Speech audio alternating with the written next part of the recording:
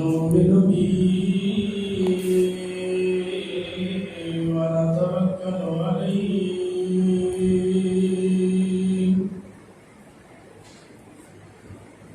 ونعوذ بالله من شرور أنفسنا ومن سيئات أعمالنا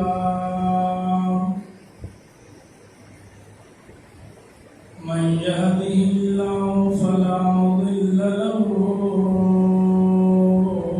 ومن يضلله فلا هادي له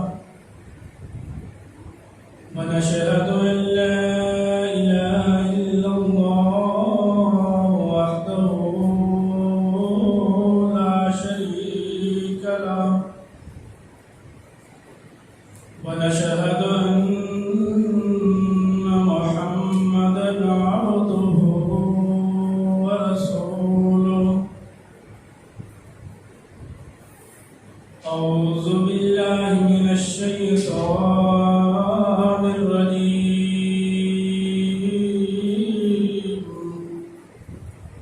بسم الله الرحمن الرحيم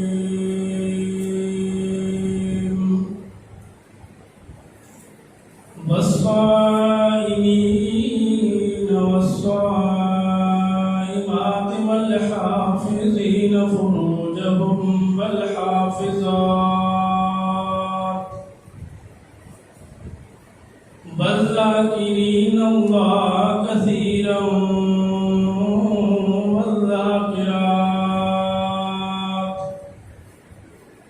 أعد الله لهم مغفرة وأجرا عظيما.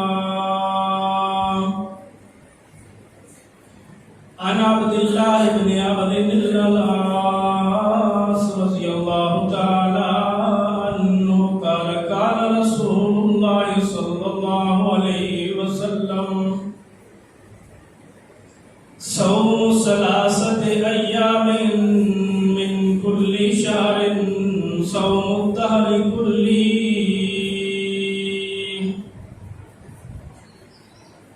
آمنت بالله صدق الله العظيم وصدق رسوله النبي الكريم.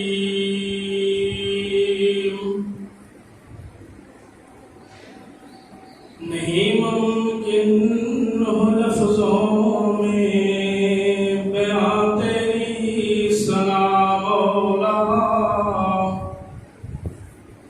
کہ تیری شان ہے فہم و فراست سے برا مولا.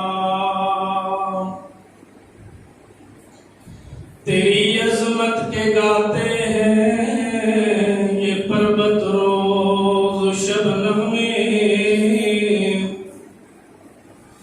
تیری عظمت کے گاتے ہیں یہ پربت روز شبنم میں. تیری مدحت میں ہے رطب اللسان ارض و سما مولا. تیری لاریب ہستی میں شبہ ہو ہی نہیں سکتا. گواہ تیرے ہیں جب ٹھہرے محمد مصطفیٰ مولا.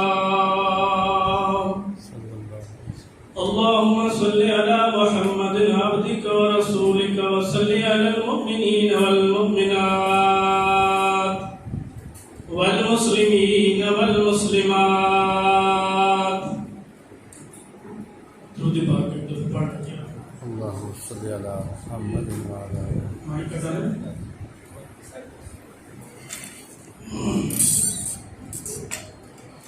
قابل صد احترام بزرگوں، بھائیوں اور معصوم بچوں،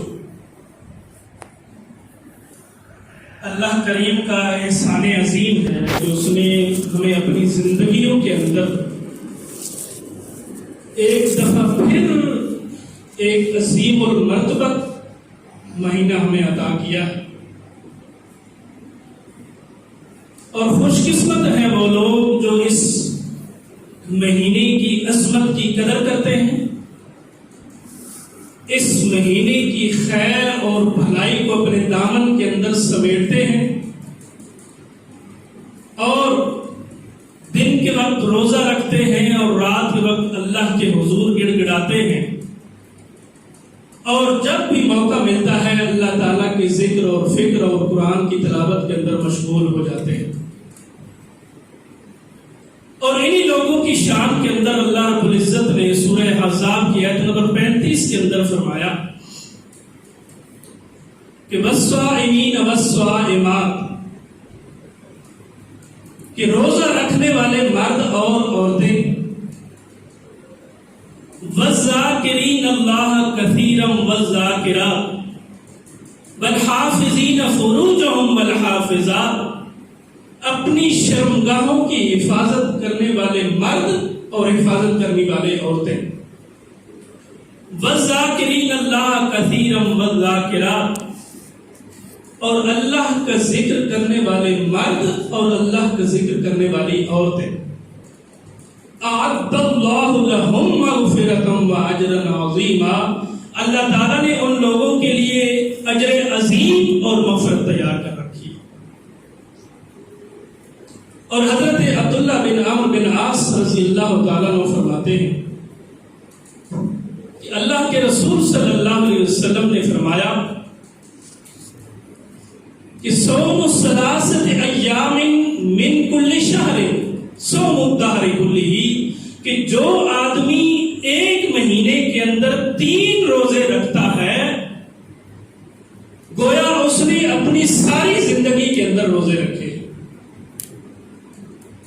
اور حضرت قتادہ رضی اللہ تعالیٰ عنہ فرماتے ہیں کہ نبی اکرم صلی اللہ علیہ وسلم ہمیں ہر مہینے کی 13، 14 اور 15 تاریخ کو روزہ رکھنے کا حکم دیا کرتے تھے۔ ہر اسلامی مہینے کی 13، 14 اور 15 تاریخ کو روزہ رکھنے کا حکم ارشاد فرمایا کرتے تھے۔ ان 3 دنوں کو ایام 20 کے روزے کہتے ہیں۔ 13، 14 اور 15 تاریخ کو ان کو ایام 20 کے روزے کہا جاتا ہے۔ اللہ کے رسول صلی اللہ علیہ وسلم صحابہ کو یہ روزے رکھنے کا حکم دیا کرتے تھے۔ اور حضرت اسامہ بن زید رضی اللہ تعالی عنہ وہ کہتے ہیں کہ میں نے پوچھا ہے اللہ کے رسول صلی اللہ علیہ وسلم، آپ ماہ رمضان کے بعد سب سے زیادہ روزے ماہ شعبان کے اندر رکھتے ہیں، اس کی کیا وجہ ہے؟ تو نبی مہربان صلی اللہ علیہ وسلم نے فرمایا کہ یہ وہ مہینہ ہے جس کے بارے میں لوگ غفلت کا شکار ہیں۔ اس مہینے کے اندر لوگوں کے اعمال اللہ کے دربار کے اندر پیش کیے جاتے ہیں، اور میں روزے اس لیے زیادہ رکھتا ہوں کہ جب میرے اعمال اللہ کے دربار کے اندر پیش کیے جائیں تو میں روزے کی حالت کے اندر ہوں۔ اور حضرت انس رضی اللہ تعالیٰ عنہ فرماتے ہیں کہ ایک شخص نے پوچھا ہے اللہ کے رسول صلی اللہ علیہ وسلم، ماہ رمضان کے بعد سب سے زیادہ کن روزوں کی فضیلت ہے؟ تو اللہ کے رسول صلی اللہ علیہ وسلم نے فرمایا کہ ماہ رمضان کے بعد سب سے زیادہ فضیلت والے روزے ماہ شعبان کے، اس لیے اللہ کے رسول صلی اللہ علیہ وسلم ماہ شعبان کے اندر سب سے زیادہ روزے رکھتے تھے۔ اور پھر اس شخص نے پوچھا ہے اللہ کے رسول صلی اللہ علیہ وسلم، سب سے بہترین صدقہ کون سا ہے؟ تو نبی اکرم صلی اللہ علیہ وسلم نے فرمایا کہ وہ صدقہ جو ماہ رمضان کے اندر دیا جائے وہ سب سے بہترین صدقہ ہے۔ حضرت ابو ہریرہ رضی اللہ تعالیٰ عنہ کہتے ہیں کہ اللہ کے رسول صلی اللہ علیہ وسلم نے فرمایا کہ اللہ تعالیٰ فرماتا ہے، یعنی حدیث قدسی ہے کہ اللہ تعالیٰ فرماتا ہے کہ بندہ مومن کا ہر عمل اس کی اپنی ذات کے لیے ہوتا ہے، لیکن روزہ میرے لیے ہے اور میں ہی اس کی جزا ہوں۔ اور پھر اللہ کے رسول صلی اللہ علیہ وسلم نے فرمایا کہ جب تم روزہ رکھو تو اپنی زبان کو گالم گلوچ اور شور شرابے سے بچایا کرو، لیکن اگر کوئی شخص تمہارے ساتھ لڑائی کرتا ہے، گالم گلوچ کرتا ہے، بد زبانی کرتا ہے، تو پھر اس کو بتا دیں کہ بھائی میں تو روزے سے ہوں، اور قسم ہے اس ذات کی جس کے قبضے کے اندر میں محمد کی جان ہے، روزے دار کی منہ کی بو اللہ تعالیٰ کو کستوری کی خوشبو سے زیادہ پسند ہے۔ اور حضرت ابو ہریرہ رضی اللہ تعالیٰ عنہ راوی ہیں، کہتے ہیں کہ بندے مومن کے ہر عمل کو 10 گنا سے 700 گنا تک بڑھا دیا جاتا ہے۔ اللہ تعالیٰ مومن کے عمل کو 10 گنا سے لے کر 7 گنا تک بڑھاتے ہیں، لیکن اللہ نے فرمایا کہ روزہ میرے لیے ہے اور میں ہی اس کی جزا دوں گا۔ اس کا مطلب کیا ہے؟ اس کا مطلب یہ ہے کہ باقی اعمال کا اجر اگر 700 گنا تک ہے تو روزے کا اجر 700 گنا سے بھی زیادہ ہے۔ اللہ کے سوا اس کو علم کس نے؟ اچھا جی، یہ ہم بار بار پڑھتے ہیں کہ اللہ تعالیٰ فرماتا ہے کہ روزہ میرے لیے ہے اور میں ہی اس کی جزا دوں گا، تو کیا نماز اللہ تعالیٰ کے لیے نہیں ہے؟ یہ زکوٰۃ اللہ تعالیٰ کے لیے نہیں ہے؟ یہ حج اور عمرہ اور صدقات اور خیرات اور باقی جو ہم نیکی کے کام کرتے ہیں، کیا یہ اللہ کے لیے نہیں ہے جو اللہ کہتا ہے کہ روزہ میرے لیے ہے اور میں اس کی جزا دوں؟ اس کا مطلب یہ ہے کہ جب آپ نماز پڑھتے ہیں تو کوئی نہ کوئی دیکھ رہا ہوتا ہے، جب آپ زکوٰۃ دیتے ہیں تو اگر اور کسی کو علم نہیں ہوتا تو جو زکوٰۃ لینے والا ہوتا ہے اس کو تو علم ہو جاتا ہے کہ آپ نے زکوٰۃ دی ہے۔ جب آپ حج اور عمرہ کرتے ہیں تو لوگ آپ کو دیکھتے ہیں کہ آپ حج اور عمرہ کر رہے ہیں، لیکن روزہ ایک ایسی عبادت ہے کہ آپ کے لیے سحری تیار کرنے والی آپ کی ماں، آپ کے لیے سحری تیار کرنے والی آپ کی بیوی یا آپ کی بیٹی یا آپ کی بہن اپنے ہاتھوں سے سحری تیار کر کے آپ کو کھلاتی ہے، لیکن اس کو بھی اس کا علم نہیں ہوتا کہ آپ نے روزہ رکھا ہے کہ نہیں رکھا۔ آپ کے ساتھ بیٹھ کے سحری کرنے والے والدین اور بہن بھائی، ان کو بھی اس بات کا علم نہیں ہوتا کہ آپ نے روزہ رکھا ہے یا نہیں رکھا۔ اس لیے اللہ تعالیٰ نے فرمایا ہے کہ روزہ میرے لیے ہے اور میں ہی اس کی جزا دوں، اور میں خود ہی اس کی جزا۔ اور حضرت عبداللہ بن عمرو بن عاص رضی اللہ تعالیٰ عنہ کہتے ہیں کہ میں نے اپنے ساتھیوں سے کہا کہ میں نے فیصلہ کیا ہے کہ آج کے بعد ساری زندگی روزے رکھوں گا اور رات کے وقت قیام کروں گا۔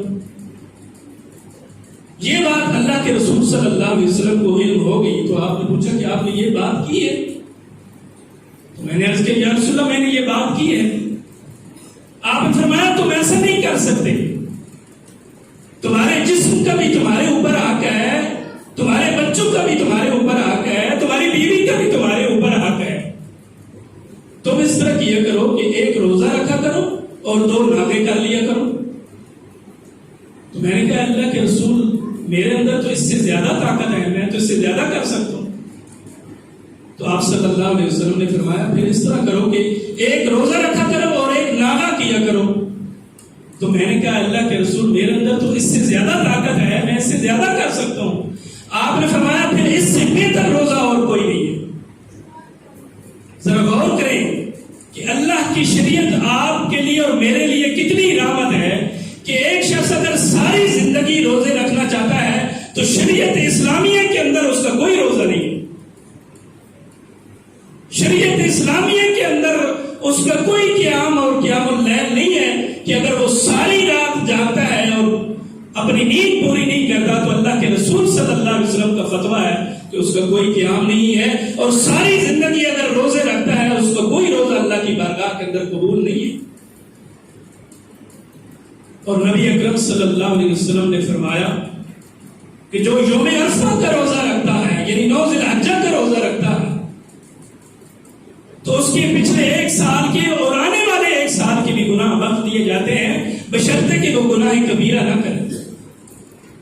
اور 10 محرم کا جو روزہ رکھتا ہے اللہ کے رسول صلی اللہ علیہ وسلم نے فرمایا کہ اس کے پچھلے 1 سال کے گناہ بخش دیے جاتے ہیں بشرطے کہ وہ گناہ کبیرہ نہ کرے۔